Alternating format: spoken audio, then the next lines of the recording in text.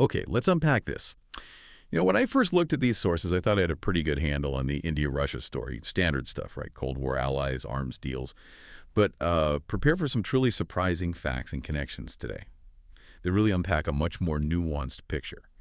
I'm genuinely curious to see how deep this rabbit hole goes, especially, around India's oil purchases and its potential role maybe in ending the Ukraine war. Because in a world of shifting alliances, geopolitical tremors everywhere, some partnerships just seem to stand the test of time, almost against all odds, it feels like sometimes. Today, we're diving deep into one of the most intriguing, and you could say resilient, relationships on the global stage, India and Russia. What makes their bond so unique? Why has it endured for centuries? And why is it drawing so much attention right now? Indeed. And we have a fascinating stack of sources here that will really help us understand this special and privileged strategic partnership, as it's often called. It's a specific phrase they both use. We'll explore its deep historical roots, and they are deep. We'll look at its current manifestations in trade, defense, diplomacy, the whole picture. And crucially, what it might mean, potentially, for a political resolution to the conflict in Ukraine. That's a huge question looming over everything. Our mission today really is to understand not just what's happening on the surface, but why it matters, and what unique, often overlooked role India might play in maybe forging a path to peace. We're looking at a relationship built fundamentally on trust and pragmatism rather than, say, pure ideological alignment. And that difference makes it exceptionally robust, I think. Exactly. So if you're looking for a shortcut to being well-informed on a truly complex, really vital global dynamic, this relationship shapes the geopolitical landscape far beyond its immediate borders. You're absolutely in the right place. We'll be looking at everything from, believe it or not, ancient trade routes centuries ago, right up to modern missile systems being co-developed today. And yeah, we'll definitely get into why India's energy dealings, those oil purchases, might be a lot more complex and, frankly, maybe more defensible than some headlines suggest. Okay, so here's where it gets really interesting for me, right at the start. What truly surprised me in our sources was how far back these connections go. Like I said, I always assumed India-Russia ties were primarily a Cold War thing, starting with the Soviet Union in the 50s or 60s. But our deep dive tells us this relationship goes way further back, centuries in fact. Can you take us back to those truly ancient roots? Absolutely. And what's fascinating here is precisely that deep historical foundation. It lends a particular resilience, I think, to the modern partnership. So while formal diplomatic relations were established on April 13th, 1947, that's right before India gained its independence from Britain, with the Soviet Union, the actual contacts predate this by a very significant margin. Russian chronicles, for instance, mention Indian merchants actively trading in Astrakhan down by the Caspian Sea as early as the 17th century. And these weren't just, isolated incidents. They were part of established trade networks. People knew each other, were doing business. And get this, the first official Russian mission to India actually arrived even earlier in 1646 under Tsar Mikhail Romanov. That signifies early state-to-state engagement. So yeah, this wasn't some sudden alliance cooked up after World War II. It had this long incubation period, a history of familiarity, of engagement that really distinguishes it from many purely geopolitical alignments that, shift with the tides. Wow, 1646, that's really far back.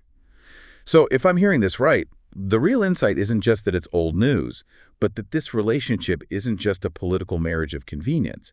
It's more like a deep-seated, almost cultural familiarity, maybe trust.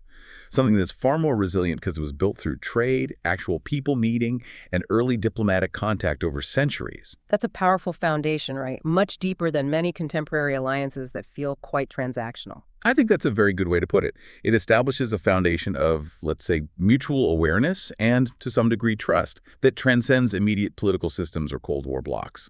It highlights the deeply ingrained nature of these ties. Okay, that helps explain the resilience later on. Understanding those deep roots helps us appreciate why the relationship is so sturdy today, even in really challenging times. So even with those ancient roots, you'd say the relationship really solidified during the Cold War. That's when it became like a core pillar for India. India famously chose non-alignment, right? Tried to steer clear of both the American and Soviet blocs a third way.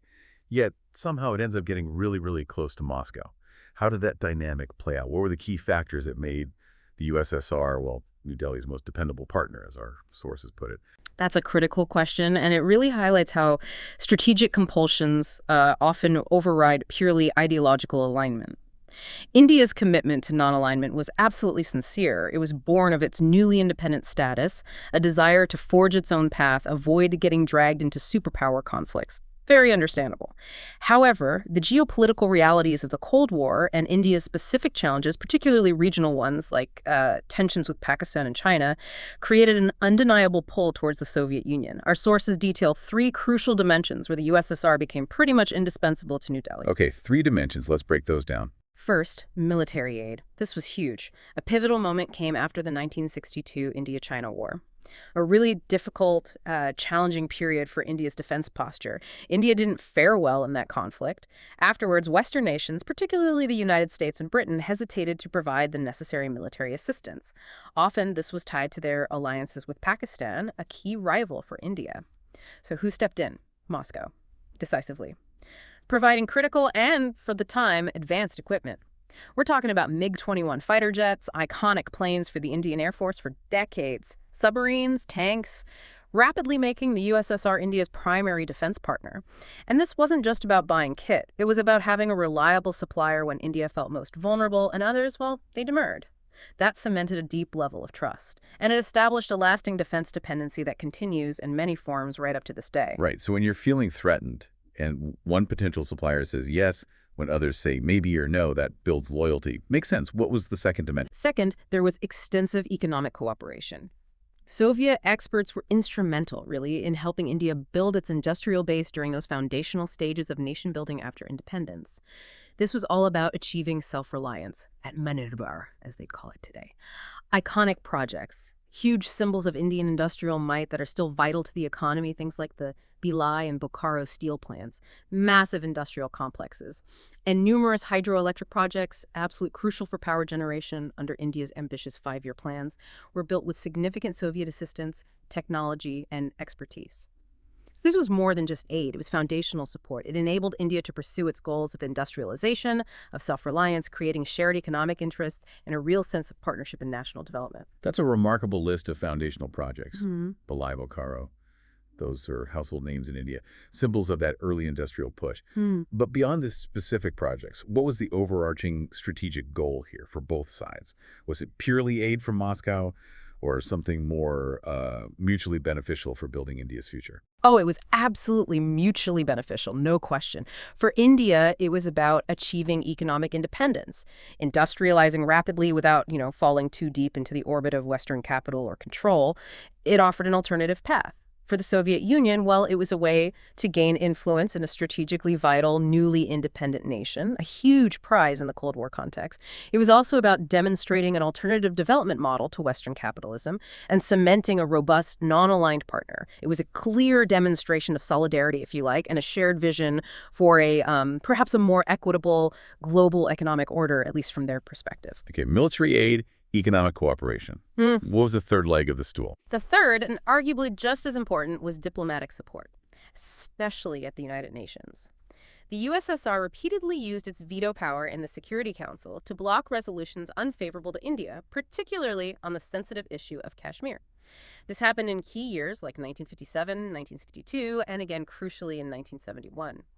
This showed unwavering political backing on a core sovereignty issue where Western powers often held back or even sided against India's position. And even more dramatically, during the 1971 Indo-Pakistani War, this was the war that led to the creation of Bangladesh. During that conflict, Moscow provided absolutely crucial political backing and significantly military deterrence. There was a real threat of intervention by others, including the U.S.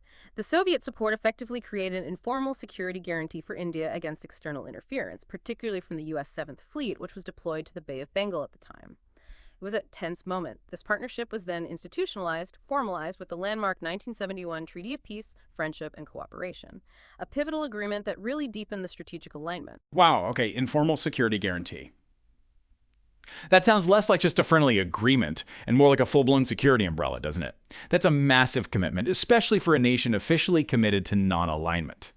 It almost sounds like a superpower guaranteeing your national existence, maybe a bit like the U.S. protecting a NATO ally, but without the formal alliance structure. Is that comparison too strong? It's a strong comparison, certainly, but I think it's valid in terms of the practical outcome and the depth of trust it forged. The 1971 treaty was indeed a game changer. It wasn't just diplomatic niceties, it was a clear signal to the world. If India faced external aggression, the Soviet Union would stand with it. That provided an undeniable sense of security, of stability for India in a very volatile neighborhood. And beyond the hard power, the guns and diplomacy, we shouldn't forget the cultural aspect. Cultural diplomacy also flourished during this time. Bollywood cinema gained massive popularity in the USSR. Films starring Raj Kapoor were huge hits. And Soviet literature, translations of Russian classics and contemporary works, significantly influenced Indian intellectual circles. This created a broader, maybe deeper connection between the two societies that went beyond just politics or economics. This cultural exchange fostered a sense of understanding, goodwill, that further cemented the bond. So it truly was a comprehensive partnership then, providing the guns, the butter, the steel plants, and that crucial diplomatic muscle on the global stage. It wasn't just one-off deals. It felt like a foundational commitment across multiple sectors.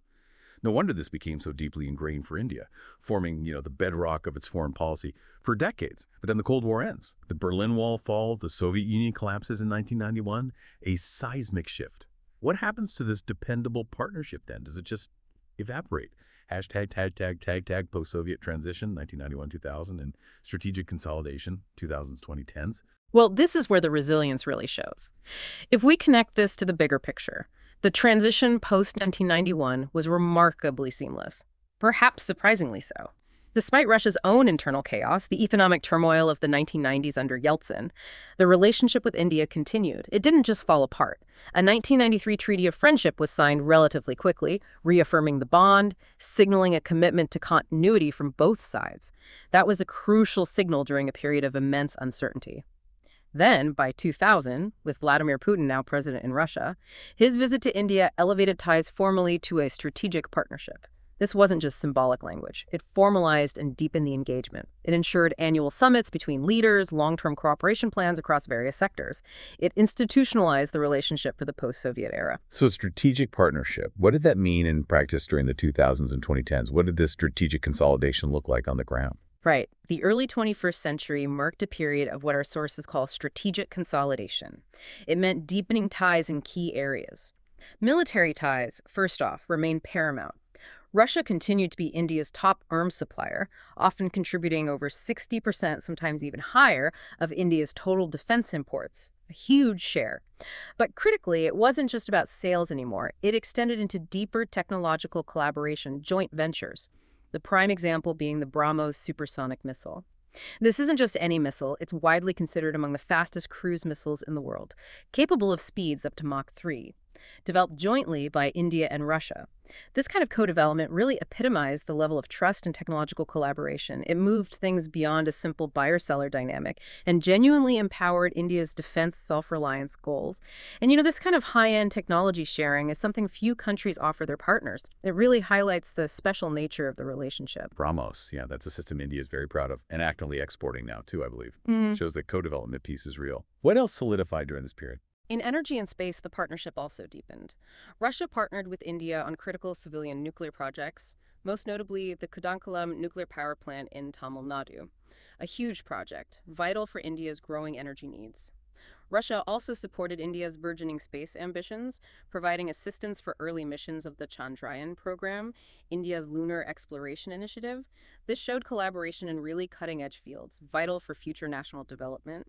And finally, to underscore the military interoperability and shared security interests, they established regular joint military drills. The INDRA exercises became a regular feature, symbolizing their close cooperation and mutual understanding in defense matters. These exercises demonstrated a continued commitment to shared security interests and strategic coordination on the ground. So putting it all together, it really wasn't just about surviving the Soviet collapse. It was actually deepening the relationship into new, more sophisticated areas. Co-development in defense, nuclear energy, space. It suggests a relationship that adapts, finds new relevance, rather than being solely dependent on a specific, Cold War geopolitical context. That adaptability seems key. Absolutely. This period really demonstrates the adaptability and perhaps the foresight within the relationship. It moved from Cold War necessity to a more diversified strategic alignment. And that shift to co-development projects particularly signals a much higher level of trust, a deeper partnership than just straightforward arms purchases. It's about building capabilities together, not just transferring goods or blueprints. Hashtag geopolitical resilience 2014 present and the Ukraine war. Okay, that brings us closer to the present day, and this is where the relationship faced arguably its biggest test yet. the annexation of Crimea in 2014, Western sanctions, and then the full-scale invasion of Ukraine in 2022. How did this historically strong partnership navigate these immense global pressures? This is indeed where the resilience has been most starkly demonstrated, you could say. After Russia's annexation of Crimea in 2014 and the subsequent imposition of Western sanctions, India made a clear choice.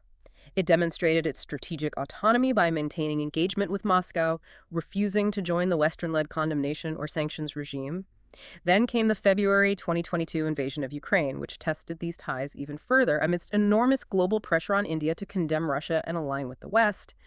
Yet the relationship demonstrated remarkable, some might say quite unexpected, resilience. How did that resilience manifest? What were the key indicators that the relationship is holding firm despite the pressure? Well, consider these key points from our sources.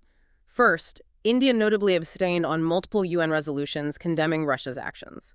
This was a consistent position across the General Assembly, the Security Council, the Human Rights Council. This move was largely seen, both inside and outside India, as India maintaining a distinct diplomatic space for itself, refusing to join a Western-led chorus, but also, importantly, not explicitly endorsing Russia's invasion. It was a clear assertion of its independent foreign policy, emphasizing its commitment to multilateralism, yes, but also its belief in dialogue over bloc confrontation. Abstaining, which is often interpreted differently by different sides, right? Moscow sees it as support, the West sees it as insufficient condemnation, but India frames it as independence. Precisely. It allows India to maintain channels of communication with both sides, which becomes relevant later when we talk about potential peace roles. Second, and this is a huge one, bilateral trade surged, especially in energy. By 2023, Russia went from supplying less than 1% of India's crude oil imports pre-war to supplying over 40%, a dramatic, massive shift. This was driven by discounted prices offered by Russia, needing new markets due to Western sanctions, and India's soaring energy demand and need for affordable supplies. This push helped total bilateral trade balloon to over $65 billion by 2024. This massive economic reorientation was a pragmatic, strategic alignment of interests, plain and simple. $65 billion. That's a staggering jump. And it happened because of the war and sanctions, essentially. Okay, what else? Third, defense ties endured, despite the risks. India proceeded with the acquisition of the advanced S-400 air defense systems from Russia. This was done despite explicit U.S. CADSA sanctions threats. Remember, CADSA, the Countering America's Adversaries Through Sanctions Act, is a key U.S. law designed to punish countries buying Russian defense equipment. India's decision to go ahead was a very bold statement, a clear prioritization of its perceived national security needs and its sovereignty in choosing defense partners, even over potential diplomatic fallout with Washington.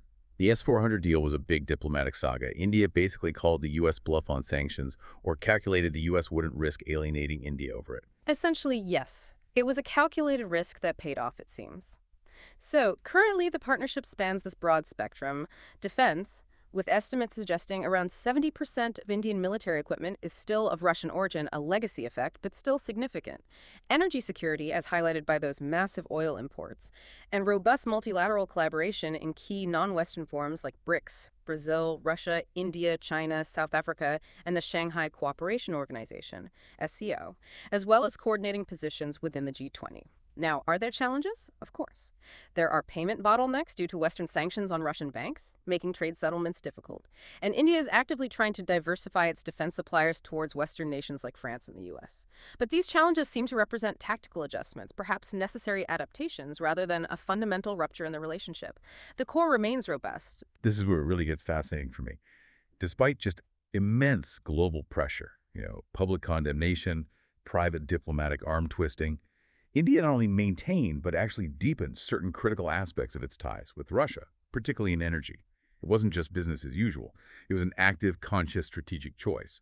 So what does this all mean for India's perception of this relationship? How do they justify and frame this unwavering commitment, even when Russia is involved in such a globally divisive conflict? Well, it highlights the real-world implications of these geopolitical shifts, doesn't it? And how established relationships navigate them, often, as you say, against expectations. For India, the core takeaway seems to be a steadfast commitment to strategic autonomy, the idea that India will make its own decisions based on its own interests and will be pressured into joining any single power bloc. And there's also the deep historical memory, the consistent support from Russia, especially during those critical moments we discussed, 1962, 1971. The UN vetoes plays a significant role in India's calculus. There's a deeply ingrained belief, certainly within the strategic community, that Russia has been a reliable partner when others were not. And that kind of historical trust isn't easily discarded, even when the present circumstances are highly problematic. It's about that long view again. Strategic autonomy and historical trust. That provides a powerful framework for understanding India's actions, even if they seem counterintuitive from a purely Western perspective. Okay, let's pick up on that framing.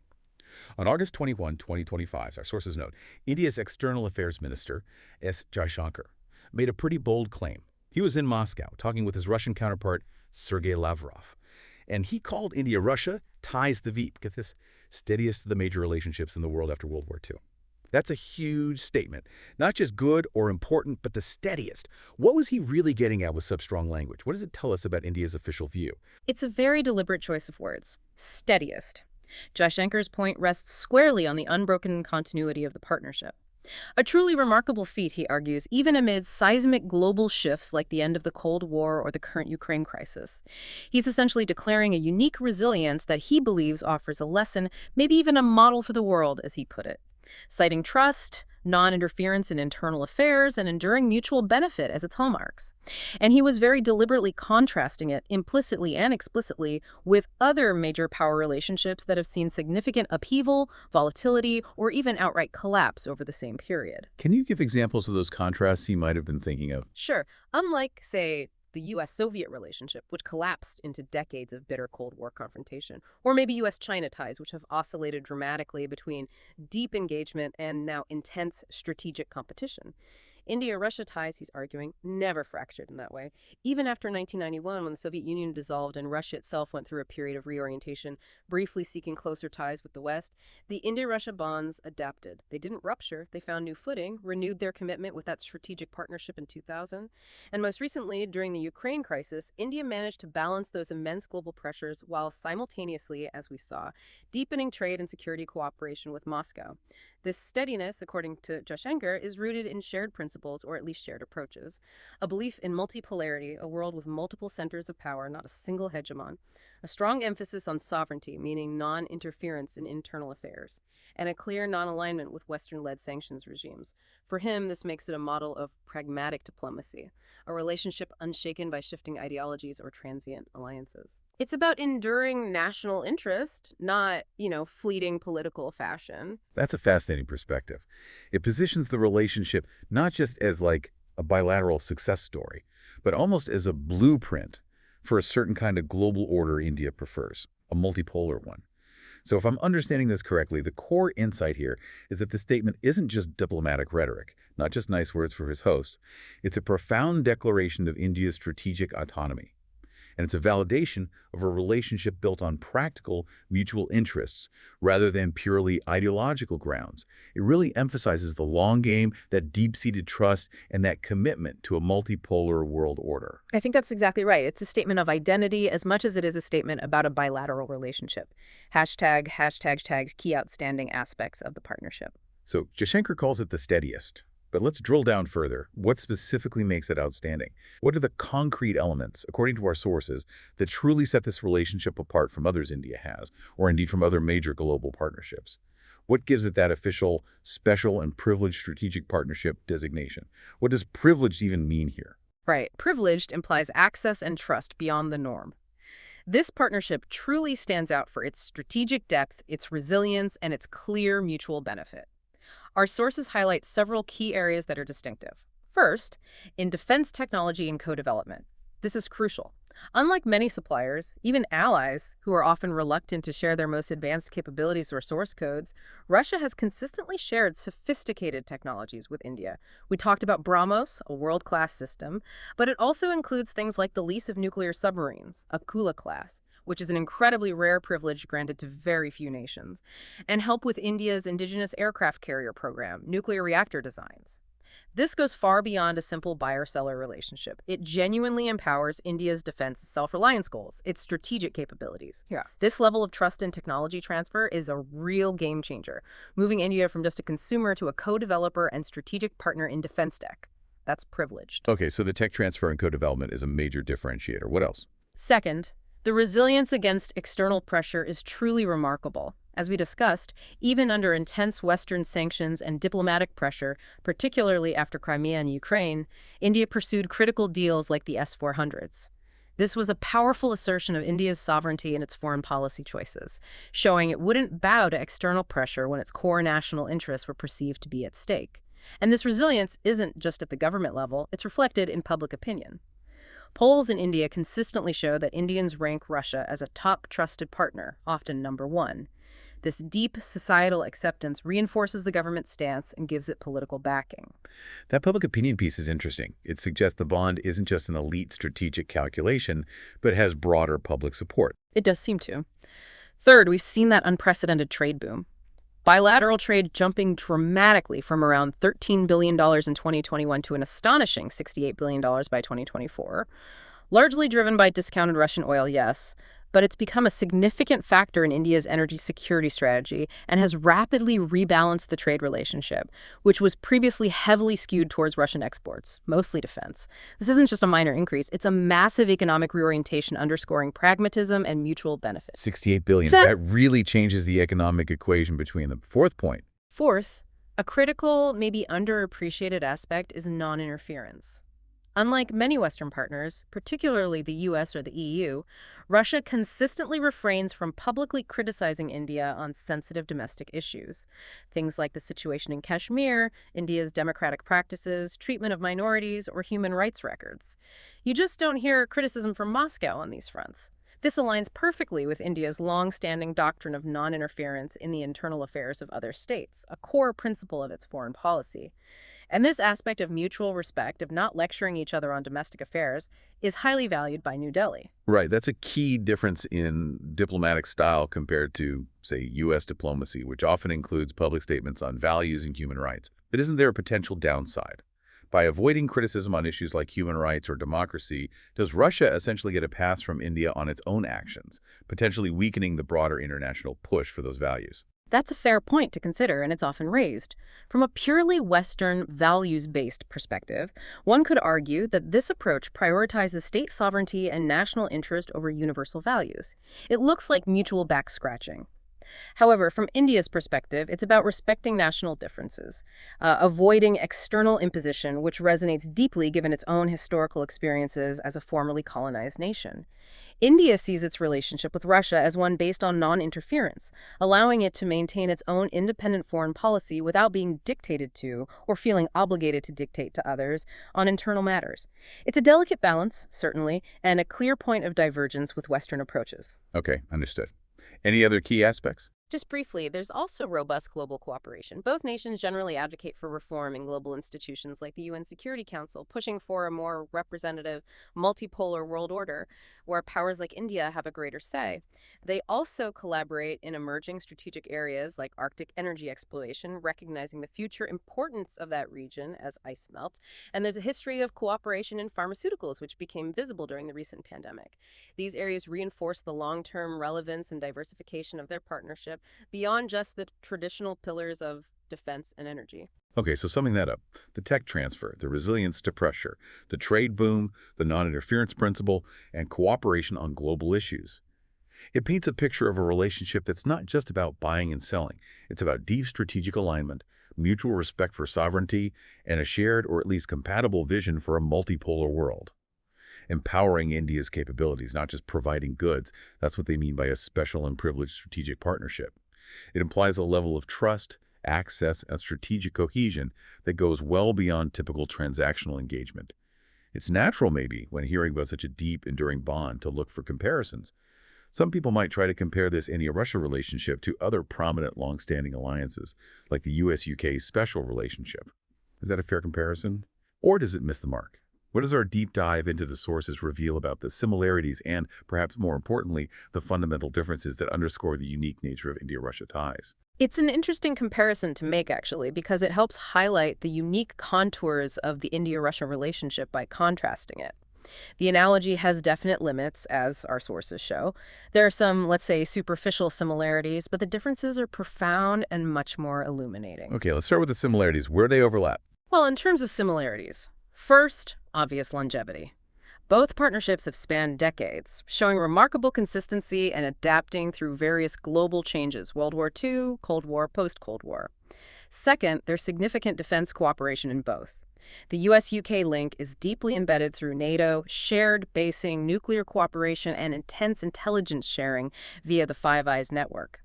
India-Russia cooperation, as we've seen, is robust through arms transfers, crucial joint ventures like BrahMos, and regular military exercises. Defense is central to both. And third, interestingly, both seem to enjoy unusually high public trust, at least historically. Opinion polls in the US and UK often show high mutual favorability, a sense of kinship. And similarly, as we noted, Indians consistently ranked Russia as a top trusted partner. This public support helps sustain these relationships even through political disagreement. Okay. Longevity, defense ties, public trust. Seems reasonable. But you said the differences are more revealing. Absolutely. The differences are crucial for understanding why the India-Russia bond is unique. First, the foundations are fundamentally different. The US-UK relationship rests on a deeply shared history, a common culture, the English language, similar legal traditions, stemming from a shared Anglo-Saxon heritage. It's often described, sometimes literally, as a family alliance. In stark contrast, India-Russia is a geopolitical compact. It's a strategic alignment born of shared national interests and mutual benefit over decades, not out of being civilizationally intertwined. Their cultures, languages, historical paths are vastly different. The bond is purely one of pragmatic statecraft, not shared bloodlines or values in the same way. Geopolitical contact versus family alliance. That's a key distinction. What else? Second, their values alignment diverges significantly. The US and UK generally share liberal democratic values, champion human rights internationally, even if inconsistently, and often coordinate on issues like sanctions regimes, promoting a specific rules-based international order. India and Russia, on the other hand, strongly emphasize multipolarity, sovereignty, and non-alignment with such Western-led interventions or sanctions. They prioritize national interest and independent foreign policy over conforming to a particular ideological bloc. Their worldviews are quite different from the US-UK consensus. Right. One emphasizes shared liberal values. The other emphasizes shared strategic interests and sovereignty. Exactly. Third, the economic scale is vastly different. While India-Russia trade has surged recently, as we saw, hitting $68 billion, it remains smaller overall and heavily concentrated in just two sectors: energy and defense. Compare that to the US-UK economic relationship. Annual trade is over $300 billion, and it's far more diversified across services, finance, tech, consumer goods, everything. It's a much broader and deeper economic integration. And finally, their global roles are distinct. The US-UK relationship is deeply embedded within Western alliances and institutions: NATO, G7, Five Eyes. They often act in concert to project influence globally, usually reinforcing the existing Western-led order. India and Russia, by contrast, exist in a more non-Western axis. They are actively balancing East and West, promoting alternative multilateral forums like BRICS and the SKO, which are seen by some as challenging the Western-centric global governance structures. They're charting a different course. Okay, that comparison is really clarifying. So what's the core takeaway here for our understanding? It sounds like while both are special relationships in their own way, India-Russia is distinctive. It's a partnership of perhaps equals navigating a multipolar world. It's not a family alliance rooted in common heritage or values, but a pragmatic strategic alignment. And that pragmatism allows both countries to pursue their national interests without being constrained by ideological conformity. That's a crucial distinction for understanding its resilience, its flexibility, and its specific role on the global stage today. Precisely. It's built for a different world, perhaps, than the US-UK relationship was originally conceived for. Okay, this brings us squarely to a really contentious issue, one that has generated countless headlines, intense debate, and considerable friction, particularly between India and the West over the past couple of years. I'm talking about India's massive purchases of Russian oil during the Ukraine war. Our sources suggest a pretty strong critique of how this whole situation has been framed, often highlighting what they see as a glaring double standard. When it comes to global energy flows, especially in wartime, and the geopolitical maneuvering around them, our sources suggest that, well, hypocrisy sometimes travels faster than oil tankers. There's been a lot of criticism, particularly, it seems, from Washington leveled at India for buying Russian oil in such large quantities, especially since the start of the full-scale invasion of Ukraine. India's imports skyrocketed, but the facts, when you dig into them, as our sources do, seem to reveal a very different story, one marked by a significant, maybe even blatant double standard. Can you unpack this for us? Looking at the broader context, the actions of other players, what's the real picture here? Yes, this is a critical point. And it really highlights how selective criticism can undermine the credibility and potentially the effectiveness of global policy coordination. Our sources clearly indicate that while Washington has often singled out India for rather public criticism, the data, the actual energy flows, suggest a significant double standard that, frankly, weakens the coherence of the overall strategy aimed at isolating Russia economically. Okay, double standard. What's the evidence for that claim? Where are the inconsistencies? Well, let's look at the facts presented in the sources. First, consider Europe's continuing dependence on Russian energy. Despite very ambitious, very public rhetoric from European capitals about weaning themselves off Russian fossil fuels completely, the reality is different. Europe still relies heavily on Moscow, particularly for natural gas, including liquefied natural gas, LNG. Our sources note that in 2024, the European Union's imports of Russian LNG actually rose by nearly 18% compared to pre-war levels. That's right, rose. By 2025, Russian LNG still accounted for a very significant chunk of EU gas imports from Moscow, often arriving directly at ports in Spain, France, Belgium. Now, Brussels did restrict the re-export of Russian LNG from EU ports to other countries, but they explicitly stopped short of banning direct consumption within the EU. The implication is crystal clear. Europe reserves the right to keep buying the Russian energy it deems necessary for its own energy security and economic stability. If European nations can justify these continued purchases on national interest grounds, why should India, with a population of 1.4 billion, much lower per capita income, and rapidly surging energy demand, be treated differently for buying discounted crude oil? It's an inconsistency that's hard to ignore, and one that resonates very strongly in New Delhi as being unfair. Right. The LNG loophole for Europe, while India gets criticized for crude. That does seem inconsistent. What's the second point? Second, look at America's own uranium waiver. The United States itself has historically relied quite heavily on Russian nuclear fuel. Before 2024, roughly a fifth, about 20% of the enriched uranium used in U.S. nuclear reactors came from Russia. That's a significant dependency for critical infrastructure. When the U.S. Congress finally passed legislation to ban these imports, seeking to cut off another revenue stream from Moscow, the law included crucial waivers. These waivers allow imports to continue through 2027. Why? Explicitly to avoid crippling America's own energy grid, to give the U.S. domestic industry time to ramp up production and find alternatives. President Biden signed this bill, waivers included, into law in May 2024. The message here is unmistakable. When your own national energy security is genuinely on the line, principles often yield to pragmatism. There's a transition period built in. So expecting India to cut its discounted Russian crude imports virtually overnight, when the U.S. itself requires a 4-year glide path for its own critical energy needs, strikes many as not only inconsistent, but, well, deeply hypocritical. Okay, so Europe's gas, America's uranium, both the carve-outs or transition periods. What about comparing India to other major buyers of Russian energy? That's the third point. China buys more, but escapes blame, or at least escapes the same level of public criticism directed at India. China remains Russia's single largest energy customer by a significant margin. In 2024, it was importing over 2 million barrels of crude per day from Russia, plus significant amounts of gas and coal. This is a vastly larger volume than India's purchases. Yet, Washington's harshest rhetoric, the most vocal public scolding, has often been directed at New Delhi, a democratic partner, rather than Beijing, a strategic rival. This asymmetry is glaring, and it risks being perceived by many, certainly in India and the global south, as politically motivated rather than strategically consistent. Why pressure a friend more than a competitor? It creates a perception that the criticism is selective, perhaps aimed at a partner seen as more susceptible to pressure rather than being applied evenly based on volume or principle. That's a really stark contrast. 2 million barrels a day for China versus India's peak, which is maybe around 1.5 million, and India gets more heat. Okay, is there a fourth point on this double standard? Yes, and it's crucial. India is playing by the rules that the West itself set up. It's important to remember, Russian oil is not under a global embargo like, say, Iranian oil was. Instead, the G7 countries and the European Union established a price cap mechanism. This mechanism allows countries outside the G7 EU coalition to continue buying Russian crude oil, provided they do so at or below a specific price level, initially $60 per barrel. The goal wasn't to stop the flow entirely, but to limit Russia's profits.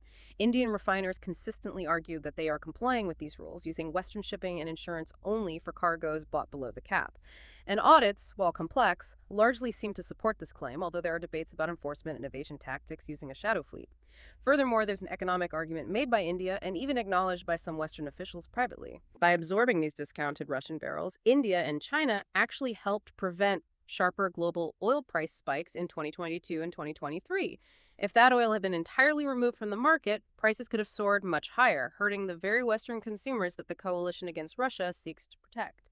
So in a way, India argues it helps stabilize global energy markets while securing its own energy needs, all within the established price cap framework. Okay, so the argument is Europe and the U.S. have their own exceptions. China buys more but gets less criticism, and India is largely following the price cap rules set by the West anyway, potentially even helping global markets. So how should we interpret this? Singling out India seems strategically counterproductive if the goal is to maintain a broad coalition and effectively squeeze Russia. What's a smarter, more consistent approach here, rather than what our sources call selective outrage? That's the critical question, right? It speaks to the effectiveness and the fairness of the entire sanctions strategy. Our sources suggest that for the coalition against Russia's war economy to be truly effective and maintain credibility, it needs to be more coherent, strategically sound, and avoid alienating key partners like India. They propose a few things. First, apply one standard for all. If Europe can justify its ongoing gas purchases and America needs years to phase out Russian uranium for its critical energy infrastructure, then India shouldn't be publicly chastised for importing crude oil, especially when it appears to be operating within the established price cap mechanism. Consistency is fundamental to maintaining legitimacy and trust in global policy efforts. One standard. Makes sense. What else? Second, the coalition should target real leakages. Instead of focusing diplomatic energy on partners who are largely playing by the rules, efforts should concentrate on closing the real loopholes that allow Russia to profit beyond the price cap. This means cracking down on sanctions evasion tactics, like the use of the opaque shadow fleet of tankers operating outside Western insurance and finance.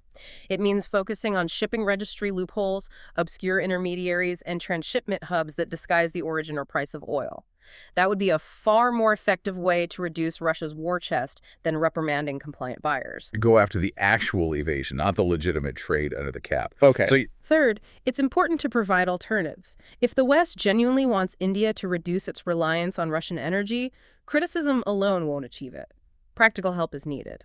This could mean facilitating access to non-Russian crude suppliers, perhaps through long-term contracts or logistical support. It could mean investing more heavily in India's renewable energy transition, or supporting refinery upgrades to handle different types of crude. Practical solutions are always more effective than punitive rhetoric in shifting long-term dependencies. help them diversify, don't just complain. Got it. And the last point. And finally, keep the coalition broad. Energy security and geopolitical stability in today's multipolar world require keeping major players, major demand centers, from Europe to India, broadly aligned or at least constructively engaged. Narrowing the focus to berate India, a major democratic partner and a key player in the Indo-Pacific, risks undermining the unity and broad support needed for any effective global strategy, whether on Russia or other challenges. The ultimate implication of such selective outrage, the sources warn, is that it doesn't really weaken Russia's war chest significantly, but it does risk pushing important partners like India further towards strategic autonomy, potentially undermining broader geopolitical objectives and eroding trust in the long run. It could be strategically self-defeating. That's a powerful critique. Focus on consistency, real evasion, providing alternatives, and keeping the coalition broad. Seems like a more pragmatic path forward than selective finger-pointing. Okay, let's shift focus now towards the future, towards a potential resolution. The Ukraine war, as we all know, has been absolutely brutal. Staggering human costs, tens, maybe hundreds of thousands dead, millions displaced, entire cities turned to rubble. As the conflict drags on year after year, it seems increasingly clear that military escalation hasn't brought decisive victory for either side, and maybe it can't. Our sources argue pretty strongly that there's likely no purely military solution here. So if that's the case, what is the path forward? If not solely through arms and attrition, where does the solution lie? And crucially for our deep dive today, where does India potentially fit into this desperately needed shift from the battlefield to the diplomatic table? That's the fundamental question, isn't it? And it really demands a significant shift in our collective thinking. If military means are proving insufficient, if they're only guaranteeing more death and destruction, where does the necessary political imagination come from to actually break this tragic deadlock?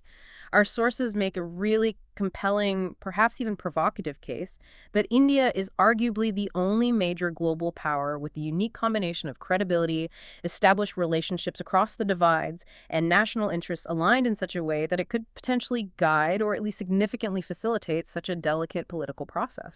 The only major power. That's a strong claim. Why India specifically? Let's break down why the military path seems blocked first. Right.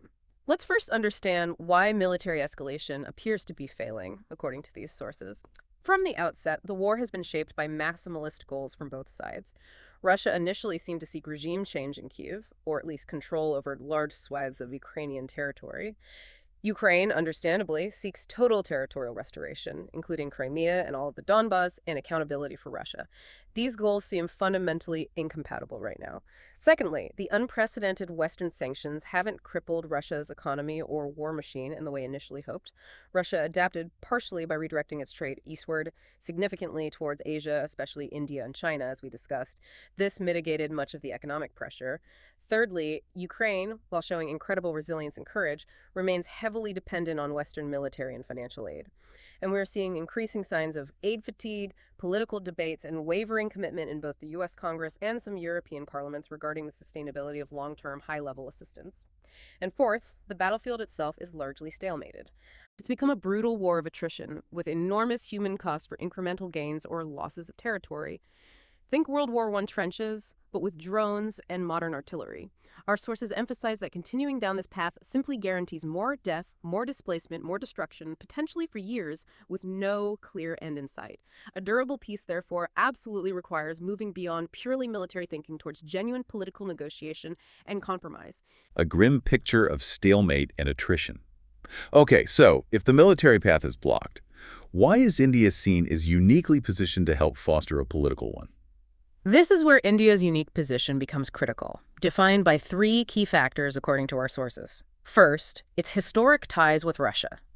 As we've spent time establishing, India and Russia share a long-standing, trusted partnership dating back decades. It encompasses defense, energy, diplomatic support. Crucially, Moscow values New Delhi's friendship. In a world where Russia feels increasingly isolated by the West, India's continued engagement provides a vital counterweight, giving India leverage and access that other nations, particularly Western ones, simply don't have. Russia listens to India in a way it may not listen to others. So access and trust in Moscow. That's one. What's the second? Second, India possesses immense credibility in the global South. This is vital. Unlike NATO states, which are often perceived in many parts of the world as direct participants or belligerents due to their extensive military support for Ukraine, India is not seen in that light. Its consistent call for dialogue, for respect for sovereignty and international law, and for a peaceful resolution resonates deeply across Asia, Africa, and Latin America. In these regions, there's often significant skepticism about Western-led interventions, sanctions, and geopolitical alignments. India is seen as a more neutral, more trusted interlocutor by a majority of the world population. This gives India a unique moral standing and legitimacy. Okay, trust in Moscow, credibility in the global South. What's the third factor? Third, India has maintained a clear commitment to peace as its stated policy objective. It has, as we noted, neither endorsed Russia's invasion nor has it supported NATO expansion, which Russia cites as a grievance. Its abstentions on UN resolutions were framed not primarily to protect Moscow, but, as our sources highlight and Indian diplomats insist, to preserve a diplomatic space for mediation, to avoid taking sides in a way that would preclude it from talking to both. In External Affairs Minister Jaishankar's often repeated words, India has not been neutral or pro-Russia, but fundamentally pro-peace and pro-dialogue. Its actions, its diplomatic efforts, are consistently aimed at de-escalation and encouraging talks. So putting those three together, the historical ties with Russia, the credibility across the global South, and this consistent pro-peace stance, that's a powerful point. It truly positions India, potentially, as a crucial bridge builder, a conduit between Russia and the West, maybe. And perhaps even more critically, a potential mediator between Ukraine's legitimate concerns for its sovereignty and Russia's stated security concerns, however controversial those might be. It highlights a diplomatic hand that few, if any, other major powers are currently equipped to play effectively. That's precisely the argument the sources make. It's not about India imposing a solution, but about leveraging its unique position to facilitate a process, to create space for the warring parties themselves to find a political off-ramp. Okay, this potential role for India is fascinating. But the sources also seem to suggest that the real key to unlocking peace might lie not with external mediators, but within Ukraine itself. That really shifts our perspective, doesn't it? It moves the focus from external pressures or mediation by countries like India towards internal agency, internal political choices within Ukraine. Our deep dive suggests that Ukraine's leadership, perhaps counterintuitively, might have the widest political room to maneuver right now, instead of just waiting for a military breakthrough that might never come, or relying solely on more sanctions or weapons. President Zelensky could potentially make bold, maybe even unilateral, political moves. What kind of moves are we talking about here? What do our sources suggest could genuinely alter the trajectory of this devastating war, originating from Kyiv itself? That's a fundamental and perhaps uncomfortable question about confronting the deep-seated root causes of the conflict, not just its immediate triggers or symptoms. The sources argue quite forcefully that Ukraine's long-term stability, its secure future, cannot be guaranteed solely through Western weapons or sanctions against Russia. Even if Russia were significantly weakened militarily, unresolved ethnic and linguistic grievances within Ukraine would remain a significant fault line, a potential source of future instability, and a vulnerability that could be exploited again by external actors. President Zelensky, who has led his country with incredible courage, has the most to lose personally and nationally in this conflict. But paradoxically, the argument goes, he also has the most political legitimacy and potentially the most room to act decisively on the political front. By taking bold, perhaps unilateral steps toward internal reconciliation and accommodation, Kyiv could potentially reshape the conflict's narrative, strengthen national unity in the long run, and build a pathway toward a more sustainable peace. Okay, but addressing internal grievances, especially ethnic and linguistic ones, during a brutal war instigated by a neighbor claiming to protect those very groups, that sounds incredibly difficult, maybe even politically impossible. Let's delve into the ethnic Russian question in Ukraine as the sources see it. It is undoubtedly difficult, politically fraught, but the sources argue it's unavoidable if a lasting peace is the goal. Ukraine is and has always been a diverse country. Alongside ethnic Ukrainians, it's home to significant Russian-speaking populations, people who may identify ethnically as Russian or simply use Russian as their primary language. These communities are particularly concentrated in regions like Crimea, historically majority ethnic Russian, parts of the Donbass, Donetsk and Luhansk, and also significant populations in cities like Kharkiv, Odessa, Dnipro, mainly in the east and south. Since Ukraine's independence in 1991, the delicate balance between strengthening a distinct Ukrainian national identity post-Soviet Union and respecting the existing Russian linguistic and cultural rights of a large minority has been a really contentious issue. It's been a recurring theme in Ukrainian politics. Policies aimed at promoting the Ukrainian language and culture, while understandable from a nation-building perspective, were sometimes perceived by ethnic Russians or Russian speakers as eroding their rights, marginalizing their cultural identity. For example, specific language laws passed after the 2014 Maidan Revolution significantly restricted the use of Russian in public schools, in media, and in local administration, even in areas where Russian speakers were a majority or a large minority. This generated significant backlash in those eastern and southern regions. It created a sense of alienation, of grievance within these communities. And Moscow, predictably and cynically, exploited these genuine grievances as a key part of its pretext, its justification, for intervention in 2014 and again in 2022. Our sources are quite clear on this. Refusing to acknowledge and address these legitimate internal grievances now, however difficult, only risks prolonging the conflict and provides continuous rhetorical fuel for external interference. Dismissing them entirely plays into Russia's hands. That's a complex and sensitive history. Are there parallels? Do the sources point to lessons from other multi-ethnic states that might be relevant here? Yes, the sources do draw some comparisons, arguing this isn't a unique problem for Ukraine and that inclusive governance is key to stability. They mention the India-Nepal example. Around 2015, Nepal was finalizing a new constitution. Provisions in the draft risked marginalizing the Meitei population. These are people of Indian origin living in Nepal's southern plains along the border with India. Tensions flared. India, despite being Nepal's closest partner, felt compelled to apply pressure, including trade and transit disruptions, to push Kathmandu to reconsider Meitei concerns and ensure inclusivity. Today, despite those past disputes, India and Nepal maintain generally warm ties. The takeaway for Ukraine, perhaps, is that unaddressed internal minority grievances do provide leverage for powerful neighbors, and finding internal accommodation is vital for stability. Another example cited is China-Indonesia. Ethnic Chinese minorities in Southeast Asia have historically faced discrimination. During periods of unrest like the 1998 riots in Indonesia, ethnic Chinese communities suffered terrible violence. While China, as a major power, had limited direct ability to intervene to protect co-ethnics abroad, these events remain deeply etched in Beijing's diplomatic memory. They underscore the dangers and instability that arise when minority grievances are ignored or suppressed. The broader lesson is that inclusive governance tends to stabilize multi-ethnic states. Think of Switzerland, thriving on cantonal federalism and multiple official languages, or Canada, which navigated deep French-English divides through constitutional arrangements and language rights, or India itself, whose federal structure allows immense linguistic and cultural diversity to flourish, albeit imperfectly, within a single state. Ignoring diversity or trying to impose uniformity often leads to conflict. Okay, so history suggests that addressing internal diversity politically is often more stabilizing in the long run than trying to suppress it. Now, why specifically Zelensky? Why does he have the most room to act, according to these sources? The argument is based on relative constraints. Russia, under Putin, seems locked into maximalist goals and appears unwilling to make significant concessions, especially on territory already annexed.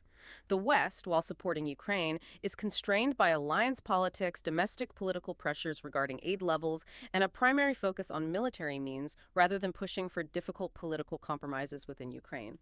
Ukraine's leadership, however, represented by President Zelensky, who enjoys immense domestic support and international legitimacy due to his wartime leadership, actually has the greatest potential flexibility.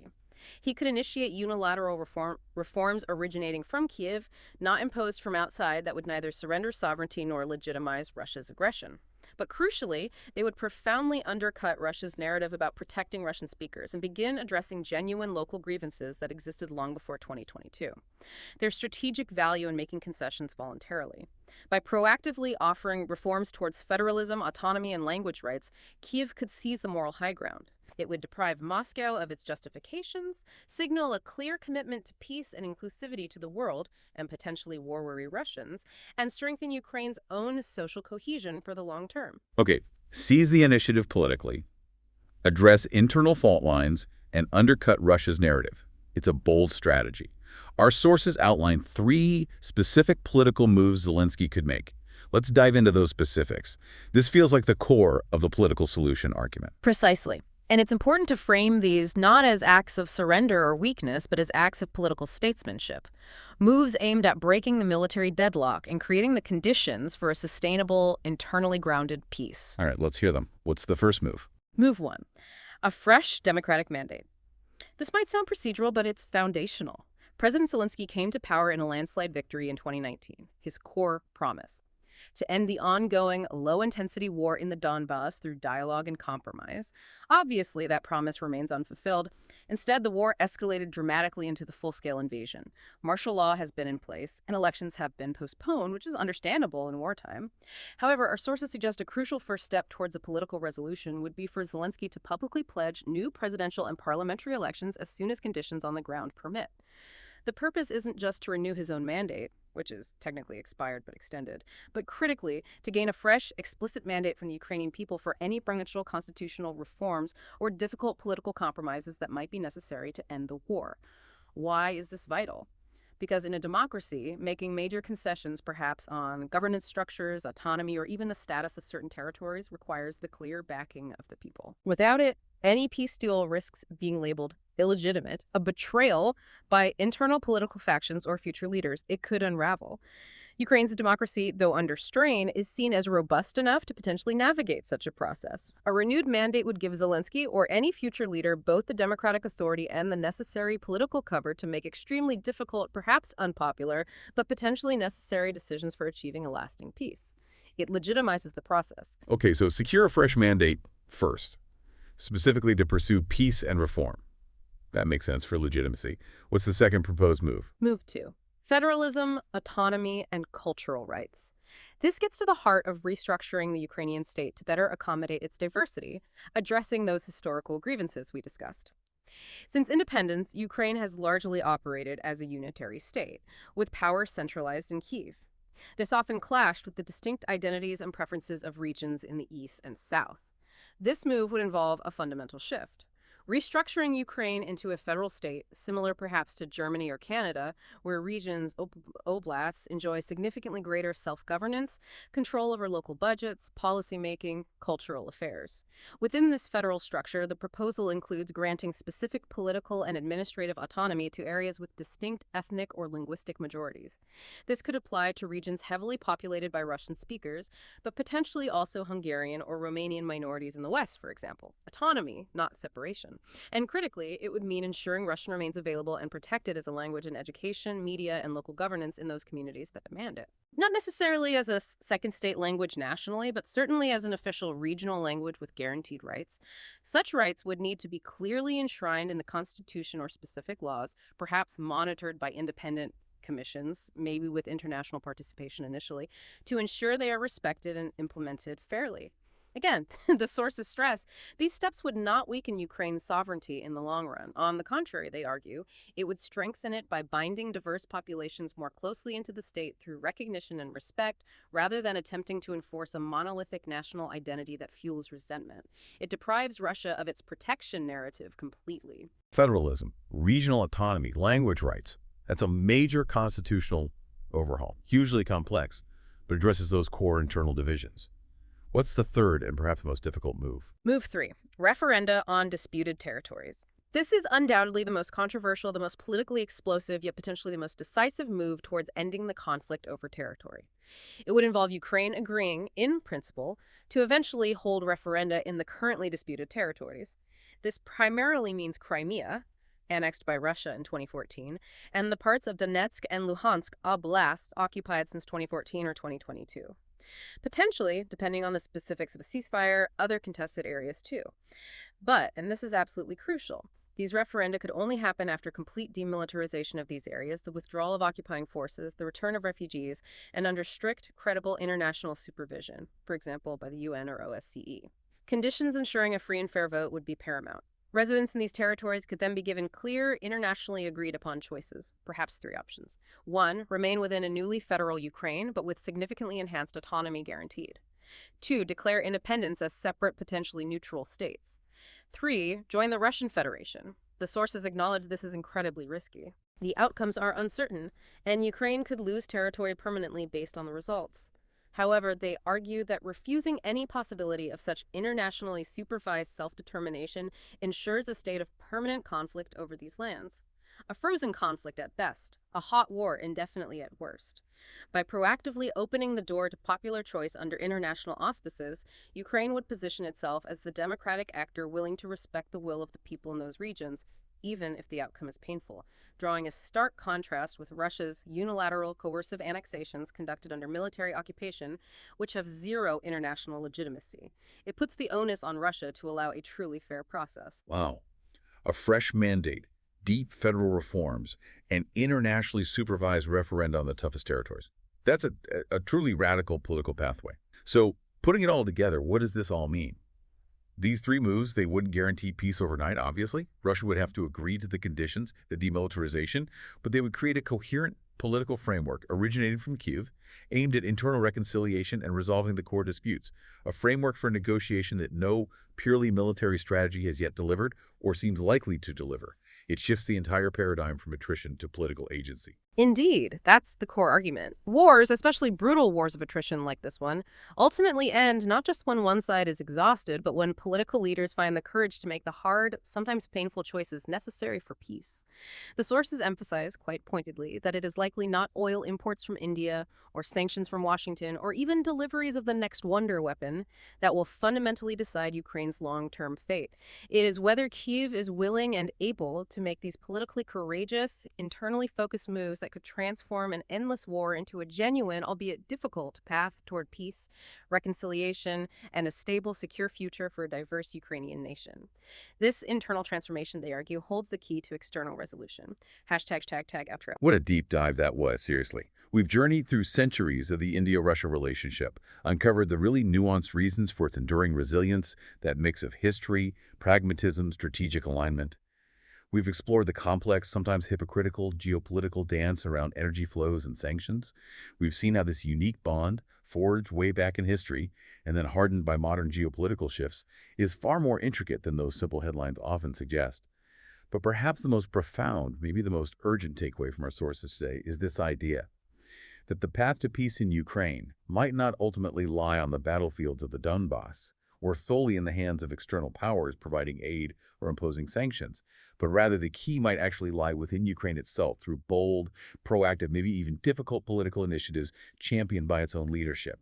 Addressing those deep internal fissures as a pathway to external peace. Absolutely. The Ukraine-Russia war serves as such a grim, tragic reminder that modern wars of attrition, these grinding conflicts, they rarely end in clear-cut victory parades or unconditional surrender anymore. They typically end in stalemates, in painful compromises, with exhausted populations on all sides.